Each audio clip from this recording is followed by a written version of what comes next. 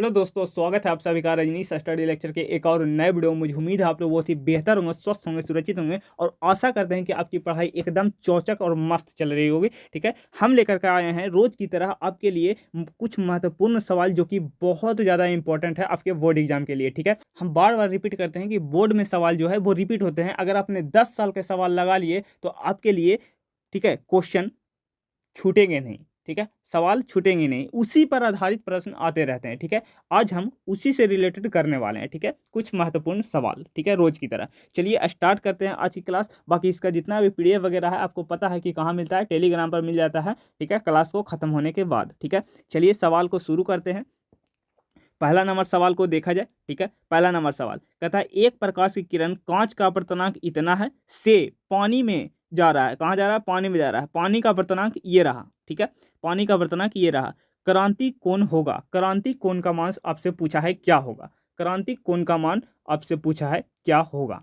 ठीक है, इसमें करेक्ट ऑप्शन कौन सा हो जाएगा? कमेंट बॉक्स में आंसर जरूर देते चलिएगा। ठीक है, अगर आपको सवाल नहीं आते हैं तो ठीक है, लिखने से क्या हो जाएगा, आपको सवाल के आंसर पता हो जाएगा। ठीक है, और अगर एक ही सवाल हम बार बार देते रहेंगे तो आपको क्या हो जाएगा, एग्जाम तक तो आप तो उसको घोर करके पी जाइएगा। ठीक है, तो सिर्फ सवाल को सुनिएगा। ठीक है, इससे रिलेटेड हम जितना भी टर्म बताएंगे वो भी एग्जाम में आया हुआ ही रहेगा। ठीक है, तो घबराने का बात नहीं है। भले ही हम सवाल कम करें पर 20 से 30 सवाल, लगभग 20 से 30 सवाल इस वीडियो में हम लोग कर लेंगे।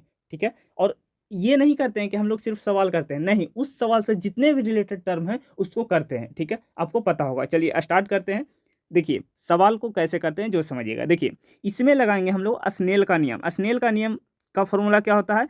साइन आई बटा साइन आर बराबर होता है N2 बटा N1 के।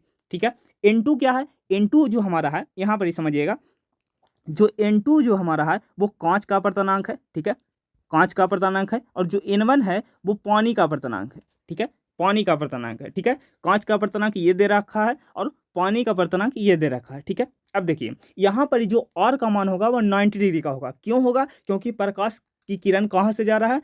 कांच से पानी में जा रहा है। ठीक है, कांच से पानी में जा रहा है। अगर हम कांच को सघन मानते हैं, ठीक है, अगर हम कांच को सघन मानते हैं, देखिए जैसे ये हो गया हमारा माध्यम डिवाइड करने वाला। ठीक है, तो ये हो जाएगा हमारा N2 और ये हो जाएगा हमारा N1। ठीक है, और प्रकाश ये है हमारा अभिलंब और ये प्रकाश गया। ठीक है, तो ये क्या होता है कि ये परावर्तन के बाद इस कोण पर ही, मतलब अभिलंब से 90 डिग्री के कोण पर मुँच जाता है। ठीक है, तो ये कितना डिग्री का हो गया? 90 डिग्री का। और जो इसका अपवर्तन कोण होता है, मतलब कोण आई, वो बराबर हो जाता है किसके? क्रांति कोण के। ठीक है, ये बराबर हो जाता है किसके? क्रांति कोण के। यही होता है क्रांति कोण। ठीक है, तो हम लोग और का मान कितना लेते हैं? 90 डिग्री। ठीक है, तो यहाँ पर 90 डिग्री रख दीजिए, तो यहाँ से हो जाएगा साइन आई बराबर, ठीक है, और को इधर गुना कर दीजिए, साइन आर को इधर गुना कर दीजिए, तो ये हो जाएगा N2 बटा N1 इंटू साइन आर का मान कितना है? 90 डिग्री। ठीक है, आर का मान हम लोग 90 डिग्री ले रहे हैं। ठीक है, साइन 90 होता है 1। ठीक है, तो यहाँ से हो जाएगा साइन आई बराबर 1 को किसी भी संख्या से गुना करिएगा तो वही संख्या आएगा। ठीक है, अब देखिए N2 का मान आपको दे रखा है। N2 क्या है? कांच का अपर्तनांक। कांच का अपर्तनांक कितना दे रखा है? 5/3। तो यहाँ हो जाएगा 5/3, समझिएगा। ठीक है, अब देखिए N1 क्या है? N1 जो हमारा है वो पानी का अपर्तनांक, वो ये दे रखा है। ठीक है, कितना है? 4/3। ठीक है, ये भागा में है, इसको पलटिएगा। ठीक है, ऊपरे जाएगा तो गुना में हो जाएगा, तो 3 से 3 तो खत्म हो जाएगा। ठीक है, तो यहाँ से आ जाएगा, यहाँ से आ जाएगा साइन आई बराबर 4/5। ठीक है, तो यहाँ से आई बराबर क्या हो जाएगा? Sine inverse 4/5। देखिए करेक्ट ऑप्शन कौन सा है? ऑप्शन नंबर बी हमारा राइट आंसर हो जाएगा। ऑप्शन नंबर बी हमारा राइट आंसर हो जाएगा। ठीक है, कंप्लीट है। ठीक है, उम्मीद करता हूं कि ये क्वेश्चन में आपको कोई भी दिक्कत नहीं आया होगा। ठीक है, बेहद आसान क्वेश्चन था। ठीक है, आप लोग अगर एग्जाम में आ जाए तो कर लीजिएगा। ठीक है, चलिए नेक्स्ट सवाल के ऊपर चलते हैं। ठीक है, सवाल नंबर सेकंड देखिए। सवाल नंबर सेकंड, माइक्रो तरंग की आवृत्ति होती है, माइक्रो तरंग की जो आवृत्ति होती है वो क्या होता है? बताइए करेक्ट ऑप्शन इन चारों में से कौन सा हो जाएगा? बताइए करेक्ट ऑप्शन कौन सा हो जाएगा? ठीक है, अगर आप सिर्फ हमारे वीडियो को सुन लेते हैं, ठीक है, अगर आप सुन लेते हैं, क्योंकि हम इतना बार दोहराते ही हैं कि आपको याद हो जाएगा। ठीक है, तो अगर आप हमारे वीडियो को सुन लेते हैं तो दिन भर आपको फिजिक्स पढ़ने की जरूरत नहीं है। ठीक है, आप सिर्फ सुनिए। ठीक है, सुनने से क्या हो जाएगा? आपको याद हो जाएगा। ठीक है, तो सिर्फ सुनिए। देखिए माइक्रो तरंग की जो आवृत्ति होती है वो कितना होता है? माइक्रो तरंग की जो आवृत्ति होता है वो होता है 3 × 10⁻11 से 3 × 10⁻18 के बीच में, मतलब बोल सकते हैं कि 3 × 10⁻11 से लेकर के 18 के बीच में होता है। तो करेक्ट ऑप्शन कौन सा हो जाएगा? ऑप्शन नंबर डी हमारा राइट आंसर हो जाएगा। ऑप्शन नंबर डी हमारा राइट आंसर हो जाएगा। ठीक है, क्या आपको ये प्रश्न आता था? अगर आता है तो आपको कमेंट बॉक्स में जरूर लिखना है। ठीक है, चलिए नेक्स्ट पर चलते हैं। अगला सवाल, सवाल नंबर थर्ड। ठीक है, देखिए लाल रंग की तरंगदैर्घ्य होता है, लाल रंग की तो तरंगदैर्घ्य का परास होता है वो कितना होता है? बताइए करेक्ट ऑप्शन कौन सा होता है? ठीक है, करेक्ट ऑप्शन कौन सा होता है? ठीक है, इसमें लाल पूछा है, अगर कोई भी रंग पूछ दे सातों में से, ठीक है, तो आप लोग आराम से बता पाइएगा, पर ये वीडियो देखना पड़ेगा। ठीक है, पूरा देखिएगा। चलिए करेक्ट ऑप्शन कौन सा हो जाएगा? देखिए अगर हम बात करते हैं लाल रंग के लिए, केवल लाल रंग के लिए, तो लाल रंग का जो तरंगदैर्घ्य होता है वो होता है 620 से कितना होता है? लगभग 750 नैनोमीटर के बीच होता है, लगभग 750 नैनोमीटर के बीच होता है। ठीक है, तो इसको करिएगा तो ये कितना हो जाएगा? 6.2 से कितना हो जाएगा? 7.5 नैनोमीटर के बीच हो जाएगा। और नैनोमीटर का जो मान होता है वो 10⁻⁻9 होता है, ये आपको पता है। ठीक है, कंप्लीट है। तो करेक्ट ऑप्शन कौन सा हो जाएगा? करेक्ट ऑप्शन कौन सा हो जाएगा? देखिए एक ही ऑप्शन है बस, अब यहाँ पर भी देख के आप लोग आराम से टिक मार दीजिएगा। करेक्ट ऑप्शन कौन सा हो जाएगा? ऑप्शन नंबर ए हमारा राइट आंसर हो जाएगा। ऑप्शन नंबर ए हमारा राइट आंसर हो जाएगा। अब देखिए अगर हमारे सवाल में चेंज कर दिया जाए, ठीक है, अगर हमारे सवाल में चेंज कर दिया जाए कि अगर हमको लाल का नहीं येलो का बताओ तो कैसे बताएंगे? जो देखिए, ठीक है, आप एक नाम सुने होंगे विवगियोर। ठीक है, सातों नामों का ट्रिक है याद करने के लिए। ठीक है, विवगियोर। ठीक है, नीचे से करते हैं विवगियोर।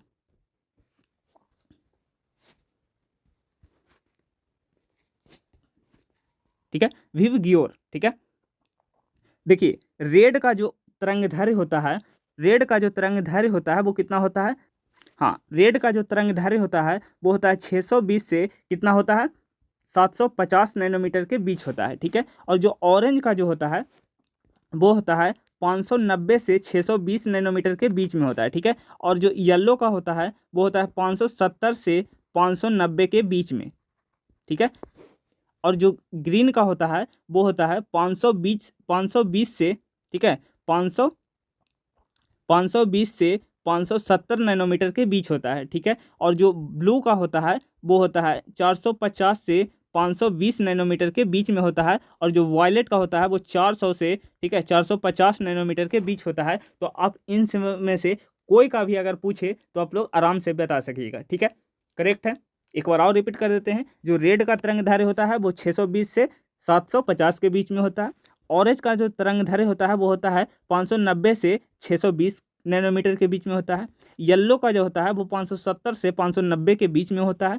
ग्रीन का जो होता है वो 520 से 570 के बीच में होता है। ठीक है, और जो ब्लू का होता है, ठीक है, 450 से 520 के बीच में होता है। और जो वायलेट का होता है वो 400 से 450 के बीच में होता है। ठीक है, कंप्लीट है। तो आज के बाद कोई भी आपसे पूछे तो आप लोग आराम से बता सकिएगा। ठीक है, चलिए नेक्स्ट सवाल के ऊपर चलते हैं। नेक्स्ट सवाल कहता है, देखिए किस रंग का तरंगदैर्घ्य सबसे कम होगा, ये आपको बताना है। बताइए, बहुत ही आसान सा सवाल है। ठीक है, किस रंग का तरंगदैर्घ्य सबसे कम होता है? देखिए अभी अभी आपको याद करवाए हैं विवगियोर, VIVGYOR,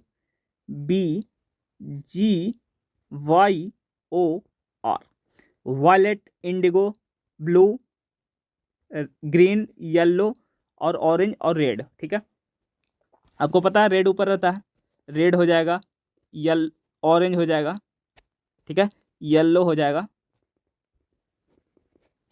जाएगा, फिर ग्रीन हो जाएगा, ठीक है, फिर ब्लू हो जाएगा, ठीक है, फिर इंडिगो हो जाएगा, फिर वायलेट हो जाएगा। ठीक है, अब देखिए अगर हम ऊपर से नीचे आते हैं तो जो हमारा तरंगदैर्घ्य है, जो हमारा लैम्डा है, वो क्या होता है? घटता है। ठीक है, ऊपर से अगर हम नीचे आते हैं, जैसे रेड, ऑरेंज, जैसे जैसे हम नीचे आएंगे वैसे वैसे जो हमारा तरंगदैर्घ्य है वो क्या होगा? घटता चला जाएगा। मतलब सबसे कम किसका होगा? सबसे कम जो होगा वो बैगनी का होगा, सबसे कम तरंगदैर्घ्य किसका होगा, बैगनी का होगा, सबसे कम किसका होगा, बैगनी का होगा। यानी ऑप्शन नंबर कौन सा हो जाएगा, ऑप्शन नंबर बी हमारा राइट आंसर हो जाएगा। ठीक है, तो ये ट्रिक को आप लोग याद रखिएगा कि जैसे जैसे हम ऊपर से नीचे आते हैं तो हमारा जो तरंगदैर्घ्य है वो क्या होता है, घटता चला जाता है। ठीक है, चलिए नेक्स्ट सवाल के ऊपर चलिए। पांचवा नंबर सवाल, पांचवा नंबर सवाल क्या कहता है, देखिए, यंग के द्विछिद्र प्रयोग में रचनात्मक व्यतिकरण उत्पन्न करने के लिए दो तरंग के बीच पथांतर का मान नहीं होता है। नहीं होता है, आपसे ये पूछा है, नहीं होता है, नहीं होता है, नहीं होता है, बताइए करेक्ट ऑप्शन कौन सा हो जाएगा, करेक्ट ऑप्शन कौन सा हो जाएगा।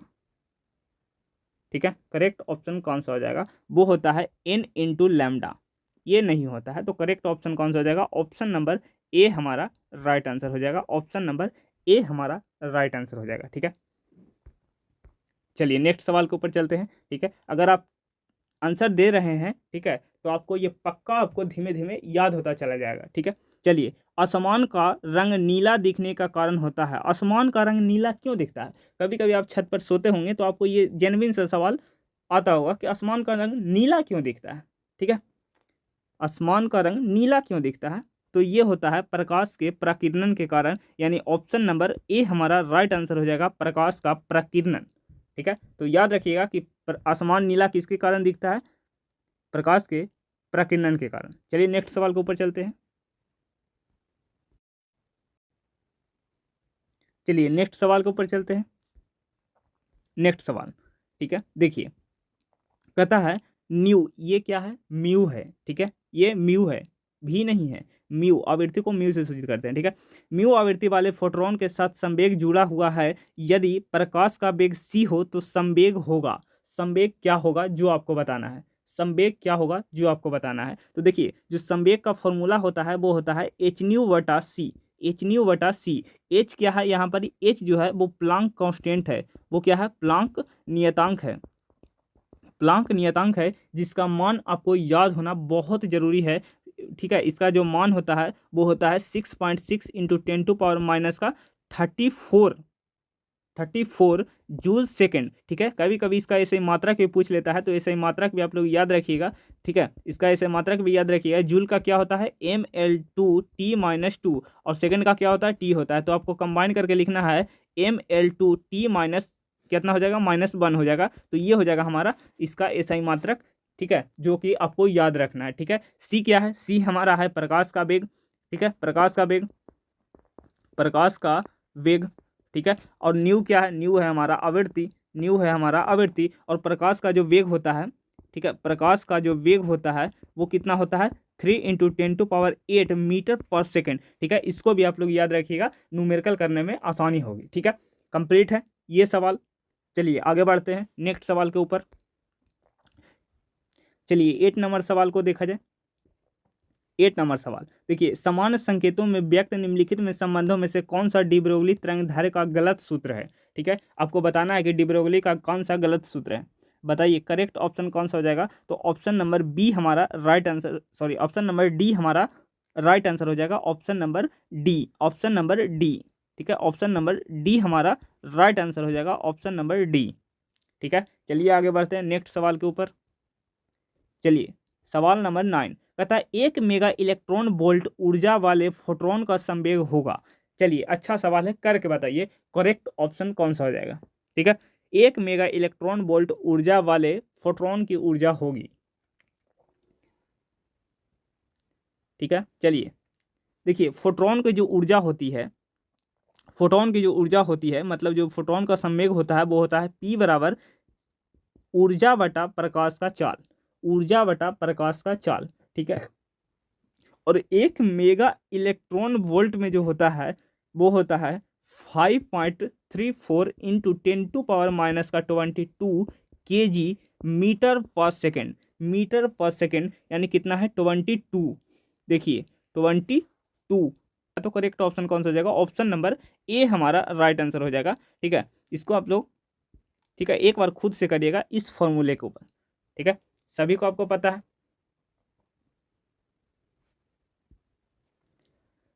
ठीक है। तो करेक्ट ऑप्शन कौन सा हो जाएगा, ऑप्शन नंबर ए हमारा राइट आंसर हो जाएगा। चलिए नेक्स्ट सवाल के ऊपर चलते हैं। नेक्स्ट सवाल कहता है हाइड्रोजन स्पेक्ट्रम में कौन सी श्रेणी अवरक्त में नहीं पड़ती है। ठीक है, हाइड्रोजन स्पेक्ट्रम में जो अवरक्त में नहीं पड़ता है उसको आपको बताना है। ठीक है, अच्छा सवाल है, इंपॉर्टेंट भी है। ठीक है, ये भी बड़ी सवाल आता है हाइड्रोजन स्पेक्ट्रम से, एक सवाल आपको देखने को मिलेगा एग्जाम में। ठीक है, तो ये भी इंपॉर्टेंट सवाल है, करिए, ये भी इंपॉर्टेंट सवाल है, करिए। ठीक है, देखिए आप लोग पता है 5 श्रेणियां होता है, लाइमन, वार्मर, पास्टन, ब्रैकेट, फुंड। ठीक है, क्या होता है, पहला होता है लाइमन, लाइमन। ठीक है, दूसरा होता है वार्मर, वार्मर। तीसरा होता है पास्टन, पास्टन। ठीक है, और चौथा होता है ब्रैकेट, ब्रैकेट। ठीक है, और पांचवा होता है फुंड, पांचवा होता है फुंड। ठीक है, लाइमन जो आता है, लाइमन जो आता है वो किस में आता है, परावैंगनी प्रकाश में आता है। ठीक है, इसको भी आप लोग याद रखिएगा, परावैंगनी प्रकाश में आता है।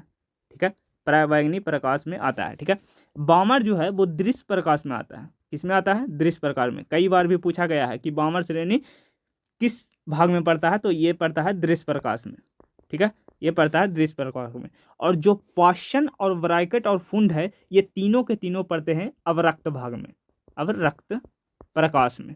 ठीक है, अवरक्त प्रकाश में। ठीक है, तो कौन सी श्रेणी है जो अवरक्त में नहीं पड़ रहा है, देखिए ब्रैकेट भी है, ठीक है, फुंड भी है, हाँ, और पास्टन, पास्टन को ही हमर्फी कहते हैं। ठीक है, हमर्फी भी कहते हैं। ठीक है, ठीक है, तो करेक्ट ऑप्शन कौन सा हो जाएगा, देखिए लाइमन जो है वो किस में पड़ रहा है, लाइमन जो है वो परावैंगनी में पड़ रहा है। तो अवरक्त में कौन सा है जो नहीं पड़ रहा है, वो है लाइमन श्रेणी, यानी ऑप्शन नंबर डी हमारा राइट आंसर हो जाएगा, ऑप्शन नंबर डी हमारा राइट आंसर हो जाएगा। ठीक है, ये वेरी इंपॉर्टेंट सवाल है, इसको एक बार जरूर देख के जाइएगा। ठीक है, और इसका जो तरंगदैर्घ्य निकालने के लिए, हाइड्रोजन स्पेक्ट्रम को जो तरंगदैर्घ्य निकालने के जो फॉर्मूला होता है वो एक बार देख लीजिए क्या होता है, कहाँ पर ये देख लीजिएगा। ठीक है, इसको मिटा रहे हैं। ठीक है, देखिए, हाँ, क्या होता है फॉर्मूला, 1/λ बराबर और इंटू 1/n1 का होल स्क्वायर माइनस 1/n2 का होल स्क्वायर। ठीक है, और n1 n2 क्या है, n1 है, समझिएगा n1 क्या है, जहां प्रकाश आ रहा है, जहां प्रकाश आ रहा है, जहां प्रकाश आ रहा है। ठीक है, और N2 क्या है, N2 है जहां से प्रकाश आ रहा है, मतलब अगर हम हाइड्रोजन के लिए लेते हैं, ठीक है, तो 1 पर आएगा। ठीक है, ऊपर से जितना भी आएगा 1 पर ही आएगा, मतलब 8 से 1 पर ही आएगा, तो वो आएगा। ठीक है, तो जहां से आ रहा है, ठीक है, से और अंतर है, देखिए जहां से प्रकाश, प्रकाश आ रहा है, ठीक है, आ रहा है। N1 क्या है, जहां प्रकाश आ रहा है, मतलब N1 के N1 पर आएगा, मतलब कि N1 का मान कितना हो जाएगा, 1 हो जाएगा। ठीक है, जहां से मतलब ऊपर से जितना से आ रहा है वो N2 पर आएगा। कंप्लीट है यहाँ तक। चलिए नेक्स्ट सवाल के ऊपर चलते हैं। अगला सवाल 11 नंबर सवाल, 11 नंबर सवाल को देखा जाए। कहता है निम्नलिखित में से कौन सा विद्युत चुंबकीय तरंग वाले गुण का है, विद्युत चुंबकीय तरंग वाले गुण का है, बताइए करेक्ट ऑप्शन कौन सा हो जाएगा। तो इसका जो करेक्ट ऑप्शन हो जाएगा वो ऑप्शन नंबर सी हो जाएगा, गामा किरणें। यानी कौन सा ऑप्शन करेक्ट हो जाएगा, ऑप्शन नंबर सी हो जाएगा correct option, option number C, gamma किरणें। चलिए अगले सवाल पर चलते हैं। 12 नंबर क्वेश्चन कहता है गामा किरणें होता है, गामा किरणें क्या होता है, गामा किरणें होता है जिस पर शून्य आवेश होता है और शून्य द्रव्यमान होता है, यानी ना ही आवेश होता है और ना ही द्रव्यमान होता है, मतलब ये होता है गामा किरणें, जो कि ऑप्शन नंबर ए में हमारा करेक्ट ऑप्शन है, ऑप्शन नंबर ए हमारा राइट आंसर हो जाएगा। ठीक है, चलिए नेक्स्ट सवाल, चलिए क्वेश्चन नंबर 13 को देखा जाए। क्वेश्चन नंबर 13, एंड गेट का बुलियक व्यंजक होता है, एंड गेट का बुलियक व्यंजक होता है, लॉजिक गेट का। ये सवाल ट्रेंडिंग में है, ऐसा क्यों कह रहे हैं, अब पिछले 10 साल के सवाल उठा करके देखिएगा, ऐसा कोई साल नहीं है जिसमें बुलियक व्यंजक ना पूछा गया हो। ठीक है, इससे एक प्रश्न या 2 नंबर का प्रश्न जरूर आता है। ठीक है, 1 मार्क्स या 2 मार्क्स का प्रश्न जरूर आता है। ठीक है, या तो ऑब्जेक्टिव में पूछ दे या तो सब्जेक्टिव में पूछ ले। ठीक है, इसके, ठीक है, तरीका अलग अलग हो सकता है परंतु कॉन्सेप्ट एक ही होगा। ठीक है, तो आप लोग जितना भी है एंड गेट, और गेट, नैंड गेट, ये सब आपको याद कर लेना है। ठीक है, तो एंड गेट का क्या हो जाएगा, ठीक है। एंड गेट का अगर हम संकेत की बात करें, अगर हम बात करते हैं इसके संकेत के, ठीक है, संकेत कैसे करते हैं, देखिए ये पीछे वाला डी हम लोग ले आते हैं, ठीक है। ये जो एंड में जो पीछे डी देख रहे हैं, ठीक है, ये ट्रिक है याद करने का, जो एंड में जो पीछे डी है उसको ले आते हैं, ठीक है। और इसमें दो हम लोग इनपुट डालते हैं और एक आउटपुट डालते हैं। ये हो जाएगा ए, ये हो जाएगा बी, ये हो जाएगा वाई। तो इसका जो हो जाएगा वो वाई बराबर ए इंटू वी होता है। तो करेक्ट ऑप्शन कौन सा हो जाएगा, देख लीजिए, ऑप्शन नंबर ए हमारा राइट आंसर हो जाएगा। कभी कभी क्या होता है कि 2 नंबर में इसका ट्रूथ टेबल भी बनवा देता है, ठीक है, इसका क्या होता है, ट्रूथ टेबल भी बना देता है। तो आंसर देख लीजिएगा, ठीक है, एक बार लॉजिक गेट में जरूर पढ़ के जाइएगा, ठीक है। चलिए आगे चलते हैं नेक्स्ट सवाल के ऊपर, और आज का लास्ट सवाल है, देखिए 14 नंबर सवाल जो कि आज का लास्ट सवाल है। 15 का द्विचर तुल्यांक क्या होगा, मतलब आपसे पूछ रहा है बाइनरी नंबर क्या हो जाएगा, द्विधारी संख्या क्या हो जाएगा, बताइए 15 का द्विधारी संख्या। देखिए इसमें सवाल दो ढंग से बनता है, ठीक है, दोनों ढंग से आपको बताएंगे कैसा कैसे बनता है, ठीक है। और ये भी सवाल बहुत ज़्यादा इंपॉर्टेंट है, क्योंकि ये भी सवाल 1 मार्क्स में ज़रूर आ रहा है, ठीक है। तो इसको भी आप लोग देख करके जाइएगा, ठीक है, या अपने पिछले साल का पेपर उठा करके देखिएगा, ये सवाल जरूर आएगा, ठीक है। इसको दो ढंग से बनाते हैं, उसको कैसे बनाते हैं जो सीखिएगा। देखिए 15 का अपन को निकालना है, किसको निकालना है, 15 का, सीखिएगा। देखिए 15 को निकालना है, 15 को ऐसे कर दीजिए, ठीक है, और इधर आपको शेष लिखना है, ठीक है, इधर जो है वो आपको शेष लिखना है, ठीक है। देखिए बाइनरी सिस्टम में दो ही संख्या होता है, या तो 0 होता है या तो 1 होता है, ठीक है। तो हम लोग 2 से इसको डिवाइड करेंगे, 2 से डिवाइड करेंगे। देखिए 7 दूनी 14, शेषफल कितना बच गया 1, 3 दूनी 6, शेषफल कितना बच गया 1, ठीक है, 2 एकम 2, शेषफल कितना बच गया 1, ठीक है। तो ये हो जाएगा 1, और नीचे से ऊपर तक ध्यान दीजिएगा, हम लोग नीचे से ऊपर से गिनते हैं, मतलब नीचे से ऊपर तक गिनिएगा तो ये हो जाएगा 1 1 1 1, ठीक है। ये हो जाएगा हमारा द्विधारी संख्या 15 का, यानी ऑप्शन नंबर कौन सा हो जाएगा, ऑप्शन नंबर सी हमारा करेक्ट आंसर हो जाएगा, ऑप्शन नंबर सी हमारा करेक्ट आंसर हो जाएगा, ठीक है। ये तो आ गया। अब देखिए कभी कभी क्या होता है कि क्वेश्चन में यही वाला दे दिया रहता है और आपको ये वाला 15 बताना होता है आंसर, ठीक है। तो कैसे करिएगा, जो देखिए, ठीक है, पहले इसको यहाँ पर ले जाते हैं 1 1 1 1, ये है द्विधारी, ठीक है। हमको इसको क्या निकालना है, मतलब संख्या बताना है कि कौन सी संख्या का ये द्विधारी संख्या है, ठीक है। देखिए कैसे करते हैं, इसको ले जाएंगे, ठीक है, 1 से गुना करेंगे किसमें, 2 में, क्योंकि 2 ही संख्या होता है और शुरू में है। इसके बाद देखिए इसके इधर कोई भी संख्या नहीं है, मतलब 0 संख्या है, तो इसको पावर 0 चढ़ा देंगे, ठीक है। समझते चलिएगा, बहुत ज़्यादा इंपॉर्टेंट है, ठीक है। इस पर भी एक होमवर्क भी देंगे, ठीक है। तो देखिए किसी भी संख्या की पावर 0 1 होता है, और 1 में 1 से गुना करिएगा तो वो 1 ही आएगा, कंप्लीट। अब देखिए दूसरा, 1 को 1 गुना 2 के पावर, अब देखिए 2 के पावर इधर कितना संख्या है, एक संख्या है, ठीक है। तो एक संख्या के 2 के पावर 1 हो जाएगा, ठीक है। अब देखिए 2 को पावर कैसे चढ़ाते हैं, देखिए इधर कितना संख्या है, ठीक है, ये जो संख्या ले रहे हैं इसके बाद इधर कितना संख्या है, तो एक संख्या है, तो 2 के पावर 1 हो जाएगा, ठीक है। और 2 के पावर 1 क्या होता है, 2 होता है, 2 को 1 में मल्टीप्लाई करिएगा तो 2 ही आएगा, ठीक है। अब देखिए यहाँ,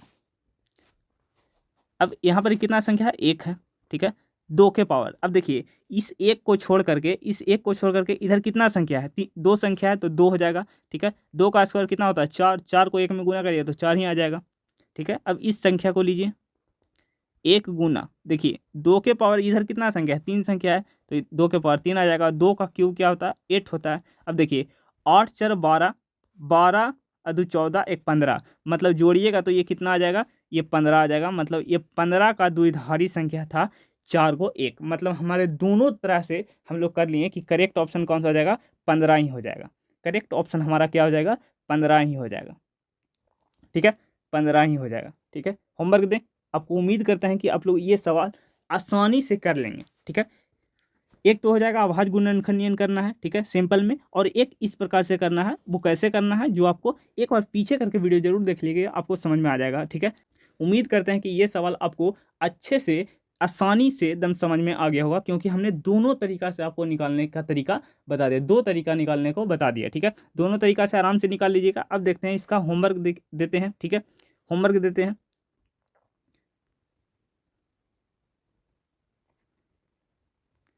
ठीक है। होमवर्क देते हैं, देखिए होमवर्क क्या हो जाएगा, देखिए आप लोग बताइएगा। क्वेश्चन है कि 12 का द्विधारी